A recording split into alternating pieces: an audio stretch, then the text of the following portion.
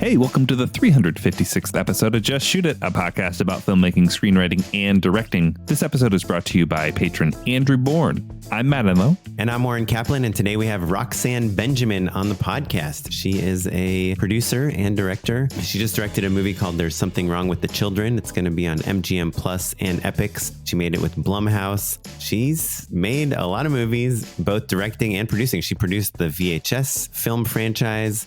Southbound as well. She's like mired in horror, and she's also done a ton of like genre TV as well. She's directed episodes of Chilling Adventures of Sabrina, Nancy Drew, Pretty Little Liars, Riverdale, Creepshow. I mean, she's kind of got a pretty rad resume. Killing it. It was a really fun conversation. The only thing on her resume that I'm not a huge fan of is that she was on Making Movies is Hard.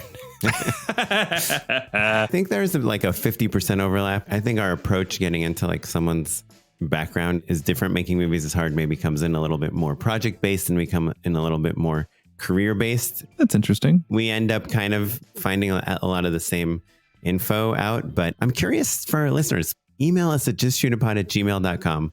Let us know if you see we have a guest that you've already heard on a different podcast. Do you skip the episode? Are you interested to hear our point of view with that guest? Let me ask you, Oren. Yes. Say you're listening to The Business and The Town. Business and The Town. Yeah, that's perfect. Yeah. Jason Blum is on both podcasts that week. Do you listen to both? I would listen to Jason Blum if it was like a year apart, you know, on a different podcast. Obviously, we love Ulrich and Liz at Making Movies is Hard, and you know, we know a lot of the other podcasters. Show Don't Tell with Noam Kroll, Alex Ferrari at Indie Film. We're just name dropping all of the different shows you could be listening to in addition to ours.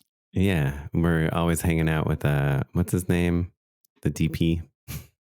The Wandering One? No, the Roger Deacon. Yeah. We're junior Deacons. Members of Team Deacons. The point is, while we are fans of all of them, if we do get pitched a guest that has just been on one of those shows, we'll probably avoid them because we want to make a show that we would want to listen to. And that is a show that doesn't feel like it's doing the circuit that you've heard on a bunch of different shows. So I'm really curious about that. That said, we had an awesome chat with Roxanne. I loved talking to her about her life and like the sustainability of a career in indie film, and how, from my reading of it, her TV career kind of came in. Obviously, she likes to do TV, and she does great work, and she's working on awesome shows that I would kill to direct. But also, there's a financial side of things that is really difficult to maintain in the indie film world that she's filling in with the TV directing world. For some reason, I'm like obsessed with figuring out how to make a life and a living and a comfortable, happy life while also being a full-time filmmaker. It's, not so trivial. Would you like to know the answer? Does it start with a J? No. What does Just Shoot It? Yeah, I guess so. Yeah. So basically the answer is you make passion projects, whether that's to get notoriety. That notoriety then leads to commercial work, i.e. commercials and television. And then you continue to shoot passion projects, rinse and repeat. It's just hard because it's like shooting a feature as a passion project, quote unquote, it's a lot. But if you had a cool indie darling that people had seen, they'd want to hire you to make better commercials, bigger budget commercials, you know? Yeah. I mean, the day we're recording this, it's January 19th. I think Sundance is just kind of starting right now. And January is that month where you see all your friends at Sundance. Yeah, at Sundance.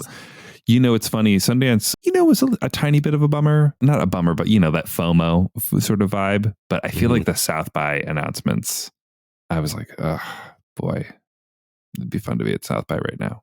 The other thing that this conversation with Roxanne made me think of is that, and this isn't an original thought, but we're really living in like kind of a new golden era of independent horror films. And obviously A24 is doing so much with quote unquote elevated horror, but like Blumhouse is kind of the most exciting studio making movies right now. And I think the breadth of what a horror movie can be, I think is kind of expanding again. If you classify Black Phone and Megan as the same genre, then that's a pretty elastic genre. And Get Out. Yeah. Yeah. You can make like a race-oriented psychological horror comedy and like an adventure thriller and like a camp killer robot movie, and they're all quote unquote horror movies made by the same studio, sign me up. Well, before we talk to Roxanne, I've actually been dying to know, what have you been working on lately? I've been working on the same commercial campaign for a long time. I'm shooting it next week, but that's not what I want to talk about with you, Oren. I'm going to surprise you with something that I've been thinking about a lot lately. I'm unsurprisable. We'll see. Go for it. As a relatively new father, I have a 1-year-old. There's lots of things that you're going to love, and there are lots of things are going to be hard, and there's some stuff that's surprising on both ends of the spectrum. But one of the things that I think is worth bringing up is that story time, right? You have a bedtime routine. You're trying to teach your kid to like wind down and to expect to go to bed when you start doing a certain routine of things. And a story is often one of those things. And it's basically the cornerstone of our bedtime routine. And as a result, I'm thinking a lot about children's books. And I've been like, there's a handful of like great Twitter threads that I, bought a lot of books. My parents brought books that I had cherished as a kid. My wife had some that, we have like a really, I would say, awesome collection of bedtime stories that I'm really excited about. And two things. One, I've engaged in storytelling in a really meaningful and deep way that I kind of forgotten about. Like, stories are so important. They're so essential. It's a spiritual thing. And to like be guiding your child through their very first experience of story is incredible. Love it. Fully endorsed. But the other thing that's interesting about children's books is that they do not follow conventional rules the way that we expect a quote unquote story to be. Like a cow could not possibly jump over the moon. I don't know. Well, when you're talking about a cow jumping over the moon, that cow didn't start out a humble cow and then have an inciting incident that decided to compel them into jumping over the moon. And then in the midpoint, they didn't think they could jump over the moon. And then by the end of the third act, they've actually jumped over the moon, come back to Earth, a changed and reborn cow who's had catharsis. There's no Campbellian storytelling. There's no 3-act structure in Goodnight Moon. Goodnight Moon's an abstract, crazy book. I think there's a 3-act structure, but hard disagree. In Goodnight Moon, I will send you a New Yorker article about the woman who wrote that book and how she's like a radical feminist from the 30s, like huge, like public figure who spent all of her money on like Cadillacs and travel and stuff like that and kind of died poor, had a foundation in like abstract painting and child psychology, and was like, children don't have any ground for what's normal or not. So like, don't worry about story structure. I mean, everybody poops. There's no story to that. It's still a great book. So there's room for all sorts of storytelling is what I'm saying. No, but I hear what you're saying. You're kind of inspired by seeing the rules being broken, but still being incredibly satisfying. Incredibly satisfying. Yeah. I think it's interesting to think about how like a lot of the classics that we think of, or the, those kind of, lauded books come out of like the 60s, 70s, 80s, like kind of more experimental storytelling times as well, 30s even. Anyway, that's what I've been meditating on and enjoying a lot, thinking about, and just kind of, again, re-experiencing story through the lens of a incredible little youngster. Well, Oren, I've been dying to know, what have you been working on lately? Well, I have some exciting news. It kind of happened a while ago, but I actually don't think I've spoken about it on the podcast, which I did end up selling the scripted podcasts to Audible, working with Temple Hill, the publishers of the Twilight movies, the Hunger Games, all these things. We've been talking a lot about, if the show ultimately gets made, do we put from the creators of Twilight, from the creators of, the Hunger Games, whatever, like finding they have a bunch of different shows with Audible, and each one kind of is tied to a different property of theirs that's famous. And so ours is kind of supposed to be the Twilight one. So we're trying to figure out what's Twilight of today, and like, how can we take the best parts of Twilight, the parts that made it so catchy and like inspired like this whole genre of films, but leave the stuff that feels like it's from the early 2000s, On our story, we have our damsel in distress is like a man, and our kind of supernatural person that like is saving him is a woman. So we kind of flipped that, but we still have like a lot of this forbidden love kind of going in there, and just like cool supernatural background stories and things and events that happen. It's been interesting figuring out how to like borrow and angle our story to get the best parts of this IP, but not the parts that people might think are like a little like, you know, yesterday's news. But it's exciting. We have kind of the deal is like built in steps. So our first step is congrats, man. Thanks. The first step is, you know, handing them a synopsis and an outline for the entire show. And then when they approve that, we do the pilot. When they approve that, we do like another 11 episodes. And let me ask you, how does this affect your work life? What sort of workload are you looking at in this first step, and how are you intending to tackle it? So we have a meeting on Thursday, a week from today, the day this episode comes out, with the Audible people to get kind of their feedback on our initial pitch, so that as we're coming back to them with a new synopsis and outline, we're addressing their notes. So right now, we've had a lot of ideas of how to kind of keep developing the story, but our approach is going to be like, before we start, you know, completely rewriting this whole thing, let's at least hear the notes. And it's not like, you know, in a commercial, it's like, hey, are you available at 9:30? Let's go do that. Like, yeah, it's like, we'll schedule something a week and a half away from now. Temple Hill, who we're doing this with, they really are come firmly from the book world. So I think they're used to like saying like, hey, you have 3 months to go write a first draft, come back to us. You know, it seems like a lot less like, okay, you got 2 days for this, 3 days for that, and 5 days for that. Like, so we'll see how it goes. But my general idea, and I do not know if this is how it'll end up at all, is that my writing partner and I will do the outline and synopsis. We'll get notes from everyone. Then we will write the pilot together. And then once that is approved, the dream would be to build like a very small room, like add 2 more people, like maybe like a more seasoned showrunner type, and maybe more of like a younger, like churner of pages, you know, but that have some variety and like background, and hopefully like are interested in this genre, kind of like supernatural YA genre. So yeah, so we'll see. The other thing I was going to tell you real quick is my wife she booked a commercial campaign that she filmed today, and the director is Vince Pione, who's been on our podcast before. It's a commercial, so she has like 1 or 2 lines of dialogues in each spot she's in. And she was saying that Vince was like a really fun director. And she had this line that was kind of like, not clinical, but she was like kind of talking about some statistics of the product. She said he just gave her like really easy direction to follow.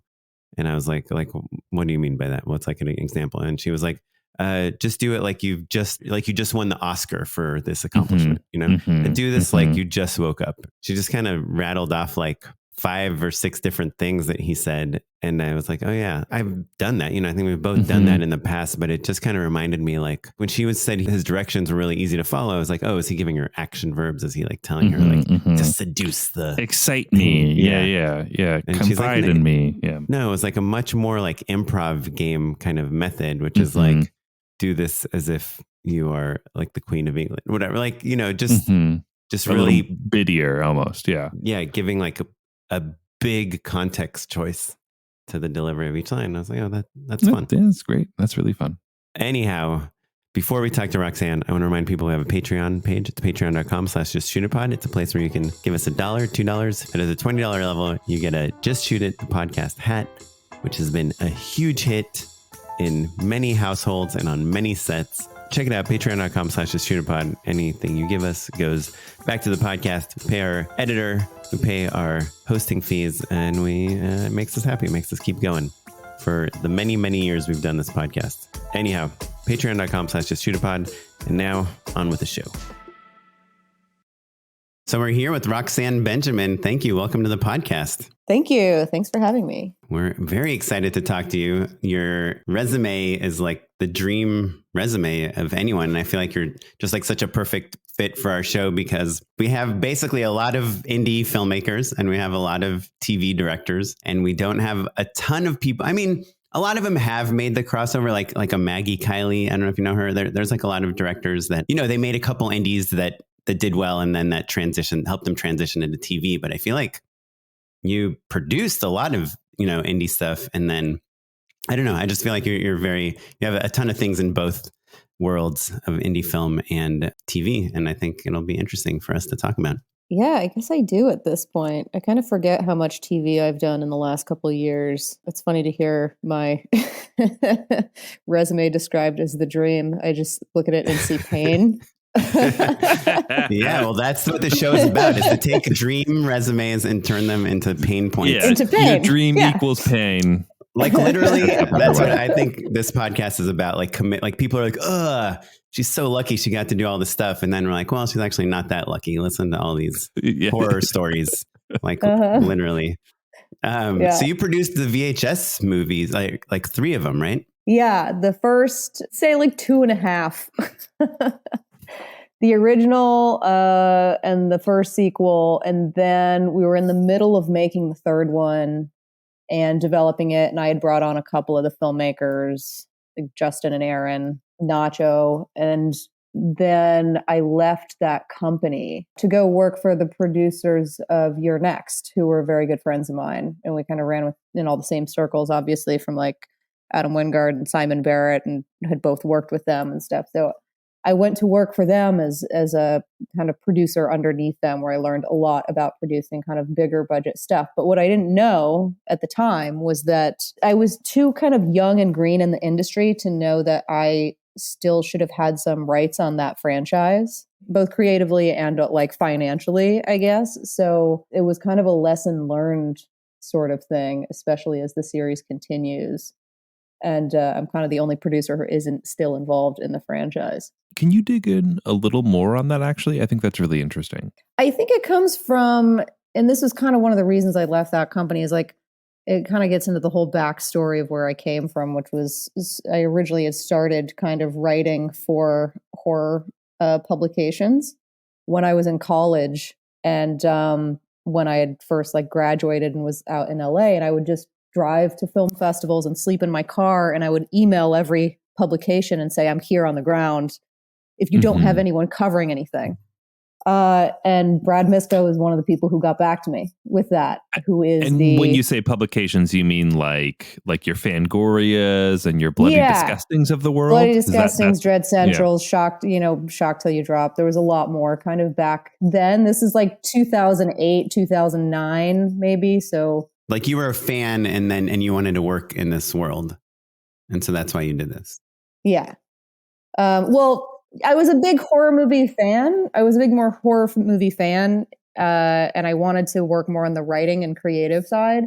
But I still didn't quite really know what I wanted to do at that point. I had just graduated, or was in the middle of graduating from like grad school. And my degree was basically in film finance and international acquisitions and co-productions. So it's a very kind of business-oriented, finance-oriented degree called a Master's in Entertainment Industry Management, which, what the fuck does that mean?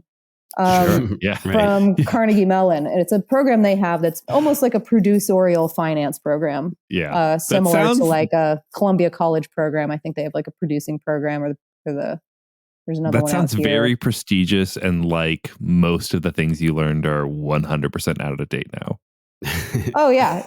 It's weird though, but honestly, it is and it isn't. It's like the industry changes so quickly. That's wonderful. Yeah. The industry changes so quickly that like it is stuff that you have to keep up with. Like it could all be fucking different tomorrow, but the basics are still all the same, and a lot of productions are still put together that way through international productions and financing through piecemeal companies that is put together, like your EFMs and your AFMs and stuff like that. So it's where I kind of learned to put together these smaller budget movies. I know everybody kind of comes to that a different way, but it was a very new program. I was in like the second year of it. So it's probably much more kind of corporatized now in the way that, much more structured, but like it was very nebulous at the time when they were building the degree back then. So they had a bunch of like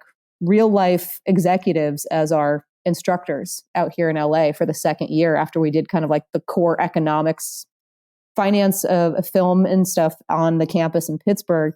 The second year was coming out here, and it was like the head of acquisitions at Sony was my acquisitions and production a professor, you know? So they would tell us all this stuff that is kind of the shit that you want to know. That's like I don't know, it's going to sound so bro-y, but it's like when you first started a gym and you don't know what you're doing and you don't know what the etiquette is, you know, like, and there's just kind of like a layman's terms kind of thing that was very much more and almost felt like the blue collar side of things that we learned, I think, from that program at that time. Plus you had all of these, it gave you access to do all the internships and shit, which, you know, you're free labor where you're just kind of a fly on the wall and learning a bunch of stuff, which I don't necessarily recommend people to do because I was in 6-figure debt by the time I was done. And that's no fun for anyone.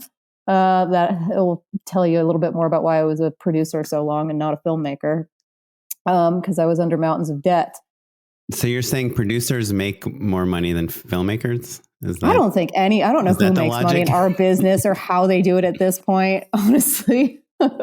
So when you were covering these like film festivals and things, was that before you had started producing? Yeah. So basically it was right after I had graduated from this program, right? And I was working on one of those internships. So like I was saying, the thing that's really, I feel like any sort of film school, and this wasn't any film school, it was really just more business school, honestly, gives you is that access to these internships, or at least back when I was starting out, that's what it did. And that was kind of the thing it felt like you were paying for. So I did like a television academy apprenticeship, they called it, under the producing director of a show called Medium.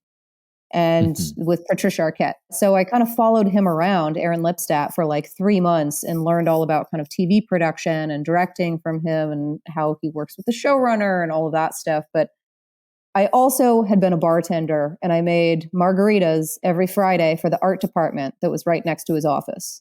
And so when I graduated, there was no jobs because the writer's strike had happened, and then there was the big merger with William Morris and Endeavor. And so there was it felt like hundreds of assistants were suddenly out of work. And so trying to break in either on like an agent or management company or any sort of production assistant level was extremely difficult at the time. The art department from Medium remembered me, and they had an opening on House where all of them had kind of moved over to. So because I made margaritas, I got a job on House. In their art department. Making margaritas?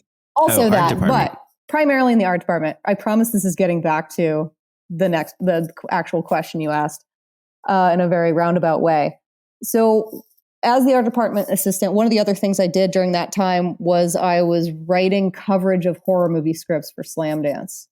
And that's how I ended up driving up to Park City, telling a bunch of publications that I was in the area. Brad Miska answered me, and I went and covered a bunch of Sundance Midnights for him, which I could not afford to get into. So basically I started writing for him on the side while I was doing all this horror movie coverage while I was working at the art department. From there. So you didn't sleep at all, is what you're telling us. No, I never slept. You mixed drinks and then you drove to Park City. Yes, this is just... But how awesome is that you're getting kind of experience on all these different levels? You're reviewing horror films, and then somehow that got you the producing job. There's only really 2 producers. There's a million different types of like segment producers and executive producers and stuff on VHS, but there's only 2 like capital P producers, and you're one of them. So does that mean you touched like every segment? Yeah, from the ground up. Basically, the company that owns Bloody Disgusting, or owns most of it, was looking for a assistant for one of the heads of the company. And since I was writing for Bloody Disgusting, I moved over to that company. That's where I went to from House. And it's because of that connection that I had made from sleeping in my car and driving to this festival and starting to do coverage for the website. That's how it led to me like working for that company. And that was like a production and management company. And they had a lot of kind of other web properties as well. And eventually became more of like digital creation company. But at the time it was production and management. And they mostly did comedy specials. Like we did Eddie Izzard specials and like John Leguizamo and a couple other like comedians that they repped. Like we did a lot of their specials back in the day.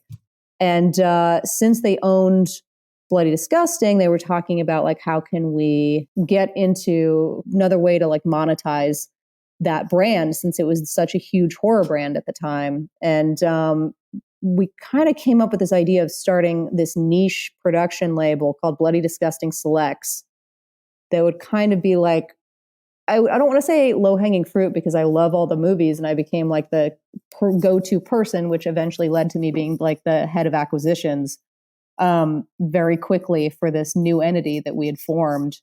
And it'd be the movies that kind of like the larger distribution companies weren't interested in because they didn't see much of a profit. So we were a much more niche company releasing these like foreign language small horror movies and kind of harder material stuff. But that led to me and Brad kind of going to all these film festivals all over the world. And he's more of a homebody, so I ended up going to a lot of the international ones just myself and kind of acquiring these films, which then leads to us deciding to like kind of figure out if we can make something of our own and put it out under the label. So you're seeing what's working. Yeah. You're seeing the numbers. And we're meeting all of these filmmakers, meeting shit tons of filmmakers and trying to find stuff to develop with them and, you know, see what their movies are coming up and that kind of thing. And they wanted to get more into the production side at the company. So Brad and Simon Barrett kind of had the idea for VHS, and it was originally for almost like a TV pitch of a found footage like horror anthology show. So the original iteration of it was the idea of making like, well, we'll just shoot like a proof of concept like TV pilot, which we had done a couple of those for like the comedy people that the company repped, like these little pitch reels or, you know, like a 30-minute pilot for like a proof of concept. Yeah, but I guess it's more than proof of concept because I think of those as more shorter, almost like mood reel, but you're shooting it. These were like full 30-minute, almost like shooting the pilot before the pilot type things. But we kind of figured out we could do that with all of these different filmmakers and we could just make an actual movie and not make it as like a TV pitch, but we just make our own movie and release it through our own label. And then the company would have full ownership of it. They wouldn't just be getting like, you know, a piece of the profit and having to pay out the rest of it. So that's kind of where the first iteration of VHS came from. And then it was just Brad and me putting together all of these, you know, reaching out to all of our horror filmmaker friends at that point and saying, here's what we want to do. And it was very, very divided at the beginning where it's like, it was just me and Brad. And then he brought on his friend, Zach Zeman, who's an EP on, I think, still all of them to this day. And we would be kind of reading through all the pitches and figuring out all this stuff. But it was mostly just about working with like the people we were friends with and the people that we knew at the time that, you know, we hung out with every weekend and watched horror movies with. And that's basically everyone who's involved in the first VHS. Right. When you took pitches, did you tell the people pitching like what the budget is, that they would have is and like the runtime? It was so kind of nebulous at that point. We just knew we wanted them to be short. You know, we wanted to put something together that would be a full movie. So the idea was like between 15 and 25 minutes, and we would see how that would work and see how that would fit together. Originally, there were like 6, and then we decided to cut it down to 5. And some of them would be either like we chased after the filmmaker and tried to bring them into the project, or, you know, once the first one happened, it was more of like trying to get people to pitch, to bring in pitches, like they would come to pitch us if they wanted to be involved. But then we still had a bunch of other people that we kind of wanted to go after, like Eduardo and Greg from Blair Witch, obviously. You know, we knew from like film festival circuit. They're the OGs. Like this would be the perfect thing to have them involved in this kind of weird new iteration of trying to do found footage and see how it works. And originally we didn't have a name for it. It was just called like the Bloody Disgusting Movie. And then I just remember we were sitting at Brad's one night and I was looking at all the VHS tapes he had like back behind the TV. And I was like, VHS, we got to call it VHS with the slashes for the dates, you know, and then it's basically just means video horror shorts. But we just never told anyone that because that kind of sounds stupid. But VHS with the slashes, people get it because the slashes, like back in the day, you know, you date your VHS tapes. You know, we just kind of wanted to try to make something that was new in the found footage genre too, because we're also over it at that point. And we watched so many things either that were submitted to us for the label or that were just like coming out that were just like pale imitations of Blair Witch in a way. We were like, how do you take this like really kind of beaten to death genre and try to do something to make it new again. And a lot of it had to do with kind of like weird video nasty stuff that was happening in the UK that was more like these guys just going and they're like attacking women in the streets and stuff like that. And this was like a phenomenon that was happening around that time in the UK. And he's like, it's so messed up. And we're like, that has to be in there because it's the whole movie. Basically, the first one is about almost like the male gaze being terrified of women. Like if you really look at it, you know, it got into Sundance, and once it got into Sundance, it kind of blew up. And then we were approached. Was that surprising? Because I mean, totally. At that time, none of the, like, was Joe Swanberg already like kind of like a indie film darling? Oh yeah, he was. Yeah, because like he kind of came to us through Ty, because we knew Ty obviously from like House of the Devil, like film festivals and stuff. But like he and Joe were really close because they were kind of on the festival circuit at the same time with like a lot of their movies back in the day, especially like at South by Southwest and stuff, was really big champions of like the kind of mumblecore filmmakers. And Joe was kind of solidly in that camp, and he wanted to try something in the horror arena. And plus Joe and Adam Wingard were also really good friends. And so they had done a bunch of other kind of movie stuff together. It's the same, you know, everyone's acting in each other's stuff. And if you're not acting in another friend's thing, you're holding the camera, you know, or like, I think I'm listed as like the set electrician on VHS even, because you know, it's just like there's no, none of us know what jobs are at this point. Even then, you know, like even then it's still so small that like everyone does everything. And if you don't, then like you're kind of not on board. I remember even after I directed my first thing on Southbound, which was kind of like, we were like, how do we make VHS but more connected? On Southbound, like I did my segment. It was like my first time directing anything, literally, was Southbound. And it was great because I'm working with all these other directors and stuff. And we're all, you know, kind of cheering each other on through the process. And the second we finished my last day directing, like literally 5 minutes later, I was like scrubbing the toilets of our location. And there's a photo of me, like with my thing that says director, and I'm fucking... Yes, scrubbing the toilets of this like black vomit shit that we had like put in the toilet. So like that's indie filmmaking, folks. Yeah. You know? Yeah. And how did you get to direct that? Were you pitching? Is it like based on a concept that you pitched or? For Southbound? Yeah. Basically, after I left that company to go work with Keith and Jess Calder over at Snoot, we did a couple movies. Riley Stern's first movie, Faults, and Adam was doing the that you were producing. Yeah, that I was a co-producer on. Adam was doing the guest with them at the time, and then we did Devil's Candy right after that. And it was the month I paid off my student loans, and I was like, I want to direct. And they were like, go with God, you know? Yeah. And I was like, yay, crash. But, you know, like I said, I lived under this mountain of debt from going to like kind of a business finance film school. And I don't regret it. But at the same time, like I couldn't do anything else except have a paycheck every week. The first 2 or 3 years I was a filmmaker, and, you know, and it's funny because it's like, okay, that got into Toronto, and, you know, then there's all this other stuff I'm doing, and I'm making like all these other movies that are like it fucking Sundance and shit. And I'm making like $10,000 a year, you know?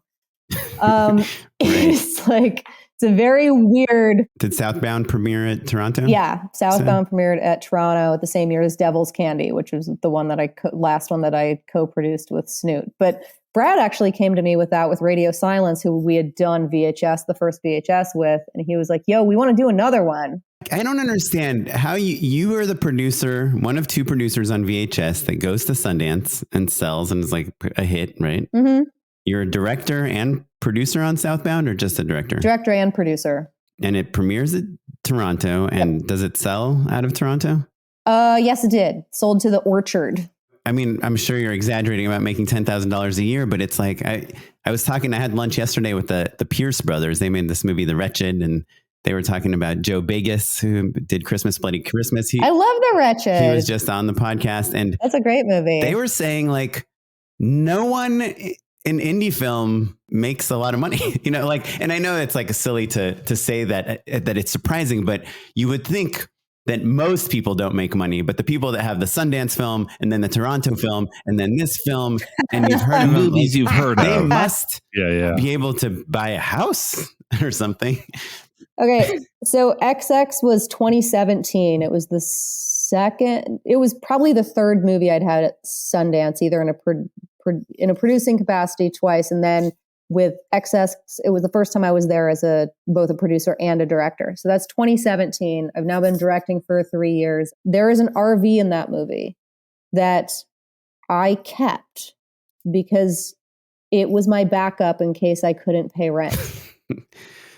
So how does that 7 years in? How does that make sense? Somebody must be making.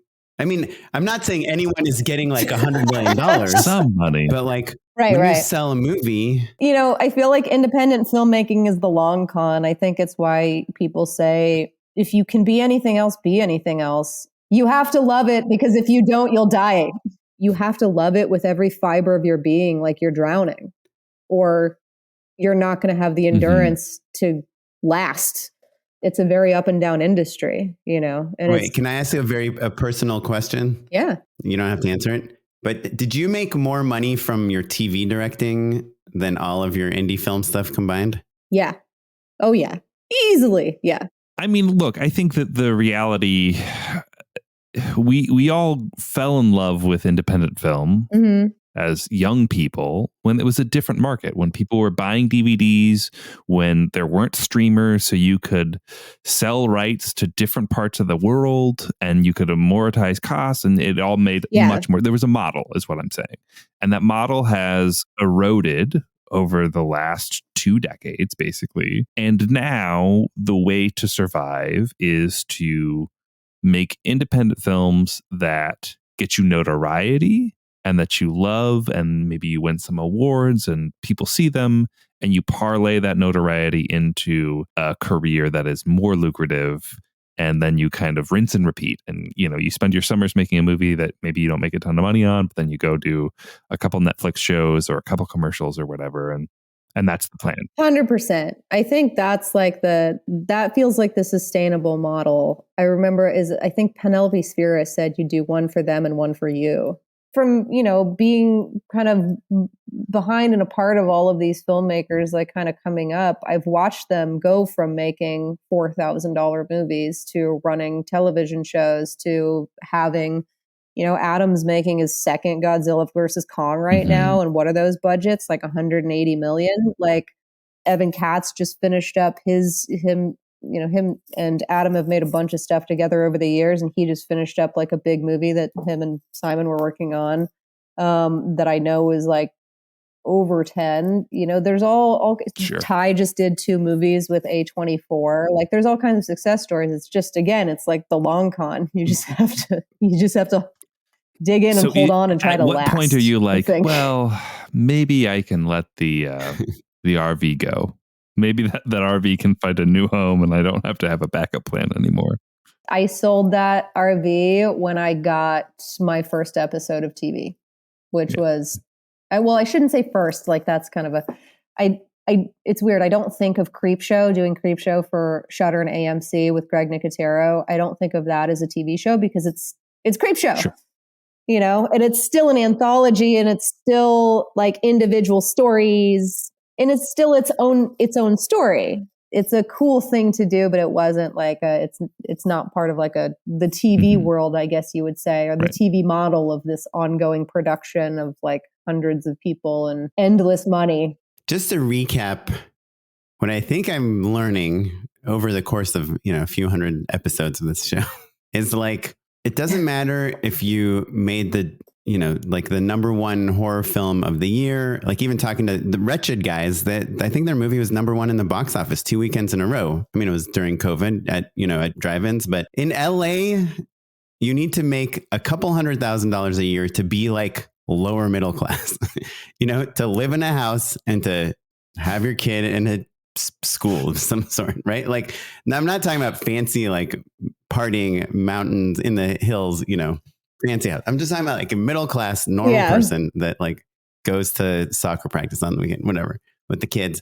It just sounds like all the indie filmmaking, no matter how many Sundance screenings they have or how many this, and maybe there's a coda that sells for $20 million. Like once or twice a year, there's someone that's actually made a lot of money. But the only way to really make money as a director is to work on bigger budget things because you get paid more. It's like making these movies and even owning some of them and then going to festivals and winning them and getting distribution. That doesn't cut it for like sustainable life. It's interesting because I think people see like the outliers and they think that is what it is, you know, because for every story like mine, there's the story of like the Jordan Vogt Roberts who had Kings of Summer and then made a Godzilla movie next. Right. But there's also the story of the, you know, guy that made 3 indie films and then went and became like a carpenter in Nebraska because the hustle wasn't worth it. The hard truth is that we've all known for a long time that it's, I don't want to say a lottery ticket, but it is a long shot. And I think to Rox's point, you know, you have to love it. So like certainly the show isn't about pulling punches or lying to people about the economics of filmmaking. And certainly they've eroded over the years. And hopefully a model emerges after the dust settles in about 20 years, give or take, you know, and either we're all just watching reality TV shows, Twitch streams, or movies still exist. Who knows? We'll find out. It's a long shot is basically the takeaway, right? And talent, you know, especially talent that can connect with a huge audience will eventually be noticed and given big budgets. And at that point, you can start getting paid well enough to survive in a city like Los Angeles. But it's also like, I didn't come from like a, you know, I grew up in like rural Pennsylvania in a town of like 20,000 people. I knew no one here. Yeah. You know, yeah. And then I just drowned in student debt for like 15 years, which I don't recommend. It's not impossible. You know, it's not like I grew up here and knew some people or anything. It's important to point out, though, that it's not that your skills aren't valuable. Like if you only wanted to make money, you could continue to just do that work, right? But in order to level up, sometimes you have to make some sacrifices, right? So you make an indie film and then you go do, like I said, a couple commercials or a TV show or whatever. And maybe the days of only getting to be an art filmmaker are gone because that model is different. But that's not to say that you can't continue to go back and forth and have a good life. Yeah, it's that kind of like, again, the one for them, one for you, or like you try to sneak in the art house a little bit in their commercial product if you can. Right. Well, let's talk about that for a second. Yeah. How did you end up, you had a string of one for thems, right? With Riverdale, Chilling Adventures of Sabrina, same EPs, I'm assuming, right? And then Nancy Drew, Pretty Little Liars. How did you insert yourself into like that TV world? I think I was lucky in that Roberto, who was the showrunner of Riverdale and Chilling Adventures of Sabrina and Pretty Little Liars, is an enormous horror fan.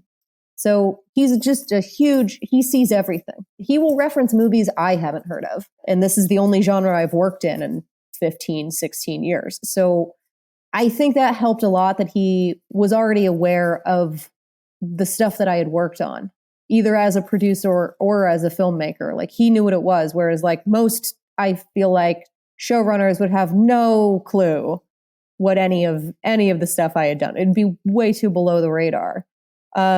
That, and I think it was just one of those, my manager or my agent had a connection to the person who was putting people in front of him. His producing director, Rob, he very much championed me as someone to bring on for the show because he also came up from like indie film. Rob Seidenglantz really championed like bringing me in as an indie person who, because I'm sure it's hard. This is their baby, you know, this is a showrunner's baby. And if I was a director and I had to turn over my project to a director who had never done something within that realm, within that model of television or whatever, like I wouldn't want to do it either. So I understand the like hardness for people to like break into this kind of thing when it's not the same thing. But I do think when they think of the idea, like TV people think of the idea of like, oh, well, they work in features, they're going to be really slow. It's like, Oh, you're cute. Oh, that's adorable. I shot a movie in 12 days. You shot a 30-minute TV show. Okay.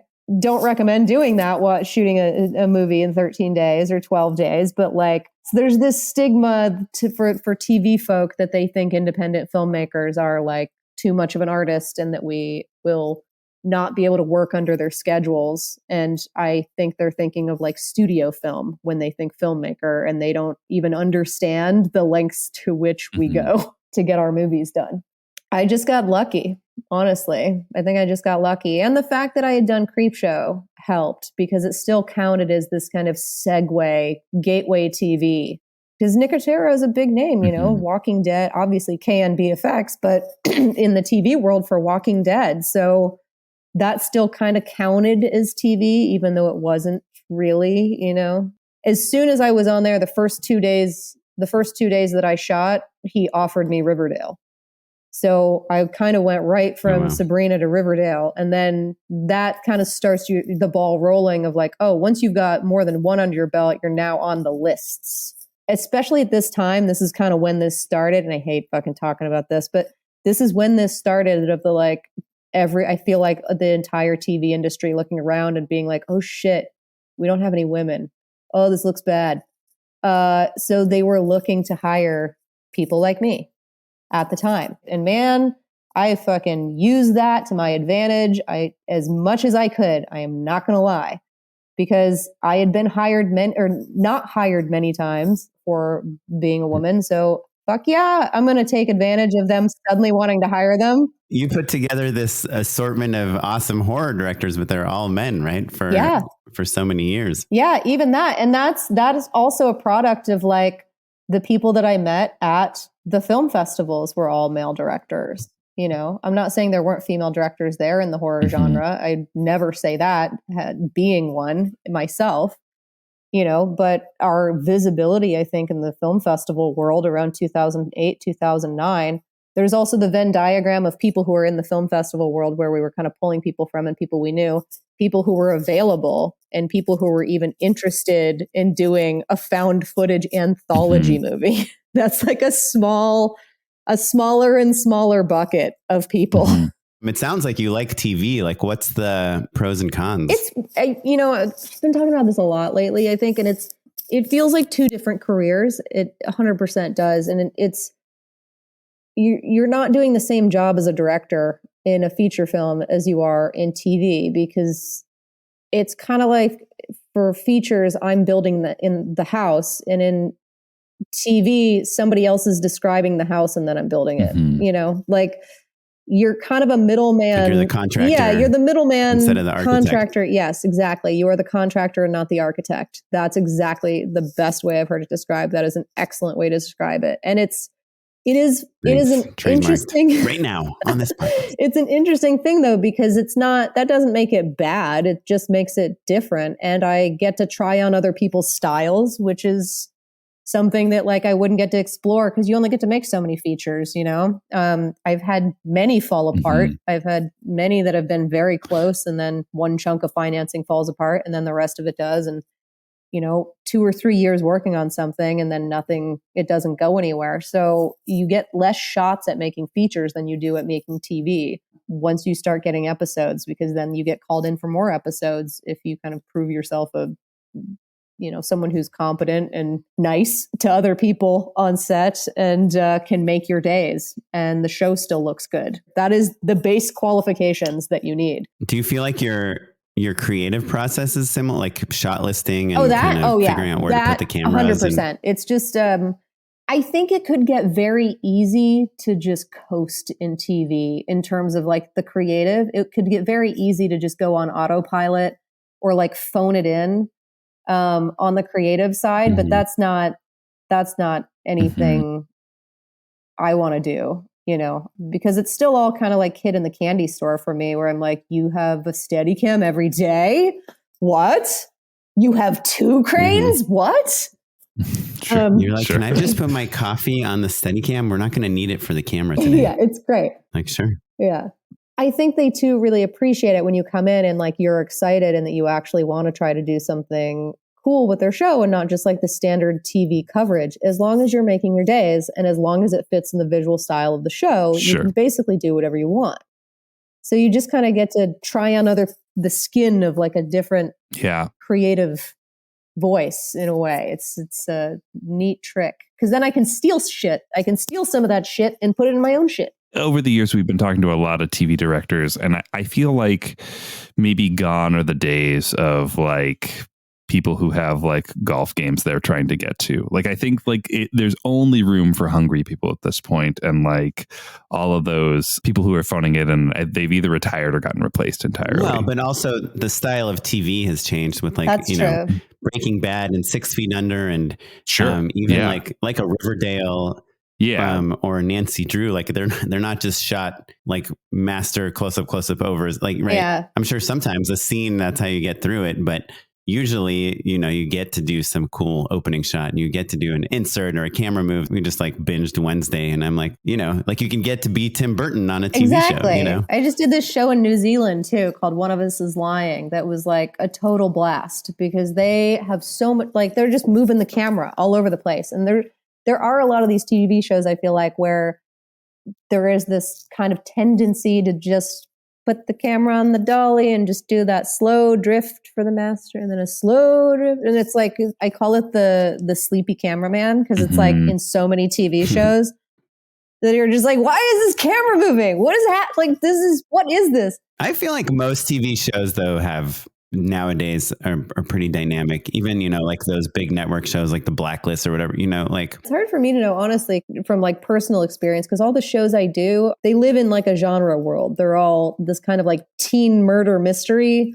or teen supernatural murder mystery. So there's all these genre elements, which means visual elements that are not going to be in your standard TV show. Outside of like I feel like Netflix kind of does have its own look that's almost like a weirdly standardized look at this point for a lot of their shows. But I don't know, are like procedurals still shooting kind of just like master medium close up? Is it? I think they are. I watched an NCIS the other day and I was like, oh boy. Yeah. Well, we had a director, Brenna, that directs like, all the Chicago shows. We had a few directors that do those, the fires. And my take, I think obviously the directors are still trying to make each scene unique and feel special, but there is like a way that their dialogue scenes are shot. But to me, I think like those are the shows where it's like, okay, this is how we shoot dialogue scenes. And now it's an action scene and we get to just put the camera at the best angles to see this explosion, and then it's like kind of handheld action, almost docu-style stuff. So I feel like you get to kind of mix these styles together, even though, there's a little bit of a formula for how you shoot it, but it's not a bad formula, Yeah.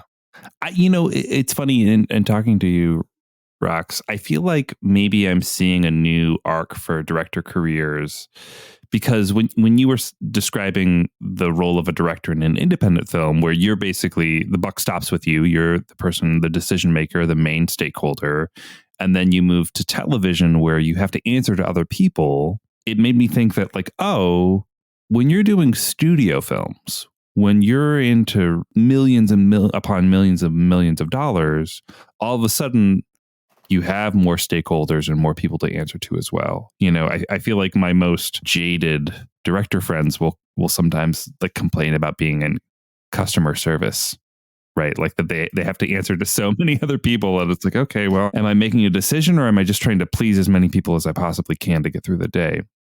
And I wonder if maybe the arc is going to be indie features, prestige TV, and then into studio features. Certainly there's not that many studio directors out there right now. So like it's hard to see a pattern. But I wouldn't be surprised if that's what evolves. I'd love to talk just for a few minutes about, the movie you came here to promote.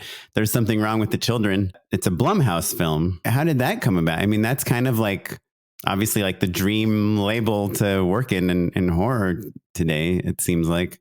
How did you end up directing that? It's funny because you say the dream label, and I feel like there's like a couple of those, and it depends on what side you fall on, because there's Blumhouse, which is like this, feels like the commercial version. Mm-hmm. And then there's like A24, which I think people think of as like the more prestige-y version of that dream in the genre. But A24 is not, I mean, I guess I don't think of A24 as like a horror Oh, that's so weird. label, right? I guess that's because most of the movies I see of theirs are the genre ones. So yeah. Oren's not like the first in line to see The Lamb. yeah.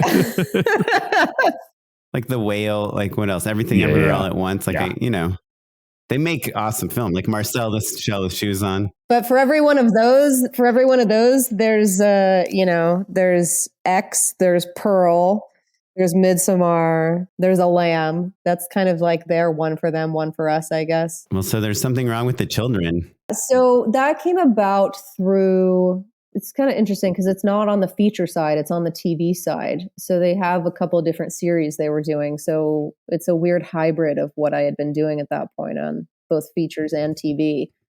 That it's now this feature that's within this TV model because they're, amortizing costs across a bunch of productions that are shot down in New Orleans with like the same crews.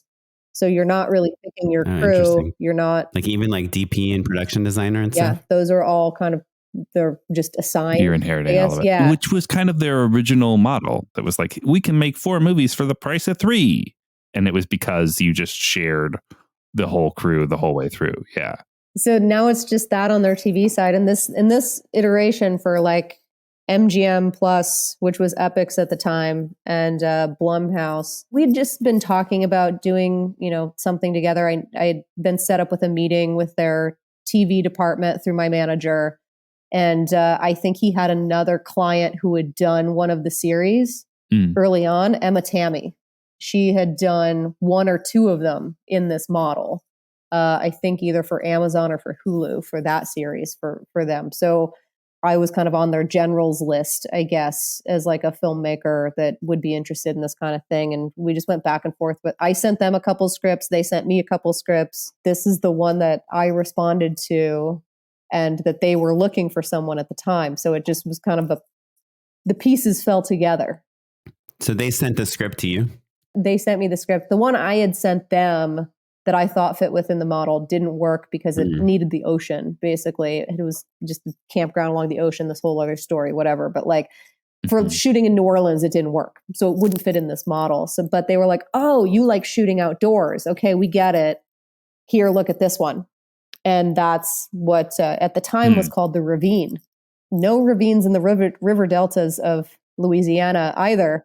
So I was a little confused, but all the bones of the story are there and the dynamics in the script were great. So I was like, oh shit, this is great. This is kind of about motherhood and without being like another Rosemary's Baby knockoff that I would get sent all the time. So that was cool to me, that it was like more about this kind of ambivalence towards that idea. Then when we were kind of, the way everything happens in production, it's like, okay, well, here's our script. It's great. But now we can only do 2/3 of that because you only have 22 days and you're working with, kids and they can only be on set for like 4 hours a day. How old are the 2 kids? 9 and 10 years old. And Louisiana has the strictest child labor laws. I mean, child labor laws are great. I'm not going to, but even they're like worse than SAG when it comes to like their labor laws. We just couldn't, couldn't have them after 8 p.m., couldn't have them more than 4 hours a day. There's all these different stipulations. They can only be on set for like, an hour and a half before they have to take breaks. And there's all these night scenes. Like half the movie takes place at night and the kids are in almost every single scene. So I had to rewrite like 8 different drafts of the script to like get it cut down to the size that it needed to be that we could actually shoot it. And it just kind of really changed a lot of the DNA of it. And a lot of it was just figuring out, how do I make it feel like the kids are there when the kids are not there? So it's a lot of trickery of like, using sound design and shooting a lot of very tricky blocking to make sure that you can kind of get away with the kids not being there anymore. And you just don't realize that they're not there anymore. So you're saying you would block scenes such that you could shoot around the absence of kids. So you'd shoot the kids out first, and then they would say, go away to lunch or to the set teacher. When you said it was 4 hours of work, is it 4 hours in total of shooting time and they can be on set for much longer? Walk us through about the amount of shooting time that I would get was about 4 hours because we had their We have their school right nearby, but it's still, they have to be, their out time is like, they have to be like back at their house by that time. It's not like you yell cut at that time. So you have to pad all this room, even just for like traffic. You have to pad rooms for everything. And you can bank hours too, which is another weird thing. Like you try to bank as much school as possible because they have to get a certain number of hours of school. And if they don't get that, you are in a lot of trouble. So on a Blumhouse film of this type, part of this series, how in control are you of the casting as the director? It's interesting because like the editor, I got to choose my editor. I got to bring on my composers who I don't go anywhere without. We did end up using the guys who do the VFX on all of my movies for this one too. So those were kind of like the three that I got to. Oh, cool. What company is that? It's Soapbox Films. They do a lot of stuff for like Marvel and DC, and they do a lot of stuff with the Muppets, weirdly enough. John McGallery, I think I might be mispronouncing his last name, was our casting director. And they already have a casting director for the entire series, but he put forth some ideas and we got auditions in. We all kind of put together our lists and stuff like that. And he's like, here's people who are kind of within our budget who also would be interested, or I know are looking for something like this. He was great. I think he had originally brought up Zach and the Radio Silence guys, Matt and Chad and Tyler had worked with Zach on Devil's Due. So I hit them up and was like, yo, tell Zach I'm not like a serial killer. And, Blumhouse is sending him this. And he's worked with Blumhouse on this kind of like smaller budget stuff before. So he kind of knows the drill, which is great for someone who's done so much other stuff that, might be more used to kind of like bigger sets and bigger stuff like that. And he was like totally down. And so we kind of met and just talked through character and stuff like that. And Amanda Crew actually sent in an audition, which I was blown away by. Are you serious? Awesome. Yes. One, I was blown away that she sent in an audition at all because, I just assume Amanda's offer only. Two, her audition was so great. She's so fucking great. And I think I asked her about it later and she was like, I just like audition, I like acting. So like, I'm getting sent stuff. I want to put it on tape. I want to see what it, so I just love that like an actor's like, I just want to do it, Can you just tell us a little bit about like working with 9-year-old kids and like kind of any advice you have on how to get them to like, be murderous and have blood all over them without traumatizing them for life? Honestly, I think that was their favorite part. I think that was their favorite part of the whole thing. Why do you say that? Because they had so much fun doing it. They're still excited that there's like someone's bringing them snacks. You know what I mean? And I don't mean that in like a shitty way, but like in a like it makes you realize that like, oh, this is fucking crazy what we do. It's so weird. It's got to be so cool to look at this with like fresh eyes, I mean, I still have that like a giddiness of being on set, but no, I think of it from like a kid's eyes. It's just like such an amazing idea. Yeah. And so they're playing dress up. They loved it. Was there ever a challenge with keeping them in the moment, right? Like if they're doing these sinister things and it's so fun, they're just always kind of zeroed in on the role. Yeah. Children are so present. I love working.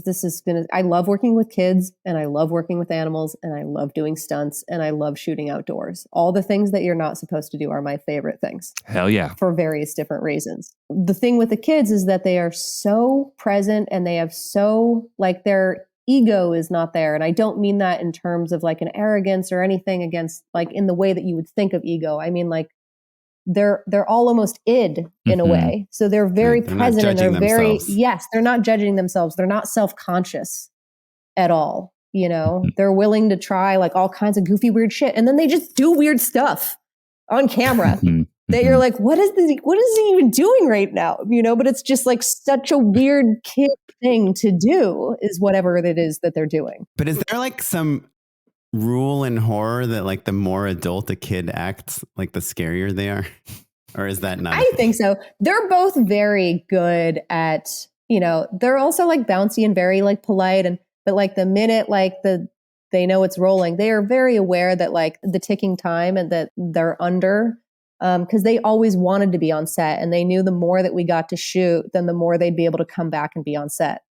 So they were very good about like, once they were on set, it wasn't fooling around. It's like, we're right to work.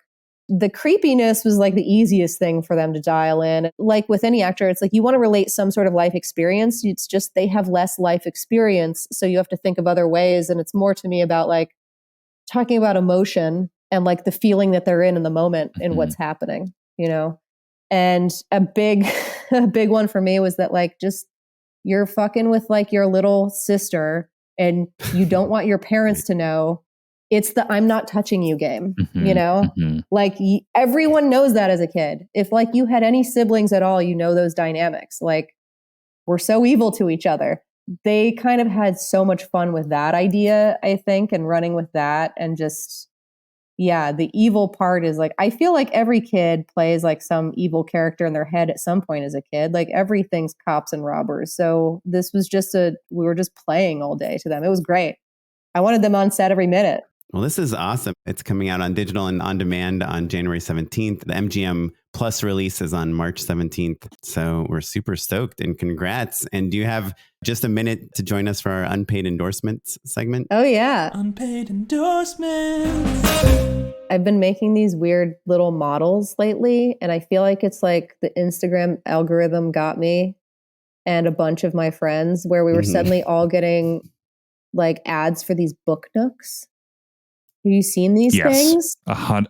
Right? Yeah, like convert a wall into a book. No, it's like these little mini models that go in your bookcase. It's a little book. And it's like Diagon Alley or Sherlock Holmes or whatever. Oh, you build those? I thought you just buy the whole thing done. No, dude, you build them. Is it fun? It's so fun. It looks so fun. It is like so labor intensive and like tiny detailed things. And I think as a filmmaker, it's like your brain, like I feel very scattered a lot of the time. And it's like such a great way to like be very focused and very concentrated, but also like shut your brain off at the same time. And just follow it's like doing a puzzle. Yeah, and you flip the page and it's like, okay, I glue part 7 onto C6. Okay, and it's like that's what you're doing for the next minutes or whatever. And like that sounds incredible. My unpaid endorsement is actually a re-endorsement. Do you guys listen to the podcast The Town? No. It's about Hollywood. It's nice and short. It's like 20 to 30 minutes. And it's just like quick little interviews and then a little bit of like current events, basically every single episode. I love it. It makes me feel connected to what's going on in like the studio world in a way that I haven't felt in a long time. I feel like I like have a raised awareness of what's happening in the business, even if it doesn't necessarily affect me in any tangible way. Like it's a little fun and a little romantic to me. It feels a little old school. The dream of what I thought Hollywood was going to be like when I was a kid. It gives me a little bit of that feeling, but also I think is pretty educational and kind of keeps you up to date on what's going on. The Town is the show. Let me recommend Jason Blum's episode from a few months back now. It was great, actually. It's like really, really good. Oh, on The Town? On The Town. Well, I've already endorsed this on Instagram, but like I really like the Everything But the Bagel cashew, the nut duo. It's cashews and almonds with Everything But the Bagel. Mix that it's really hit or miss. People are like, yeah, you like these. What's the big deal? Well, the big deal is that Trader Joe's has this Everything But the Bagel seasoning that, everyone knows is like life changing, and you put it on like a bagel with cream cheese. It's like, you don't need to ever talk to a human being again and you'll still be happy. But then they made this whole line of all these other things with this Everything But the Bagel flavor. And most of the things actually are really disgusting. Like the potato chips, not recommended. But I just went out on a limb. The nut duo, I was like, how can you go wrong with cashews and almonds? They're really amazing. I ate like an entire bag, probably like 7,000 calories. Wait, so you're saying it's everything seasoning on cashews and almonds? Is that what you're saying? Yep. It's called like a mixed Everything nuts. But the Bagel nut duo. Yeah. Gotcha. Well, it's a duo, 2 nuts. Spin-off. So that's what I got for today. If people want to keep tabs on what you're doing, all the cool projects that you've got coming out, what's the best way to be aware of all your goings on? Probably Twitter. Instagram. A little bit of Instagram. I'm not on Instagram that much anymore, but yeah, Twitter, Instagram. Has anyone found anything else? Like I can't do TikTok, man. I can't do it. I don't want to be on camera. I don't want to talk. You're at Rox_Ann_B. Yes. Well, you can find us across all social media. We're at Just Shoot It Pod. We'd love to hear from you. If you have any questions for Roxanne, we're happy to forward them on to her. You can email us at justshootitpod@gmail.com. I'm on Instagram at okaplan and on Twitter at SmiteyPyleg. And I'm at Mr. Matt Enlow. This episode was edited by Noah Bayshore. Thanks, Noah. And produced by Tyler Small. Thanks, Tyler. And you're listening to music by the Free Music Archive and the artist Jazar. Thanks, everyone. Bye. Thanks. Bye.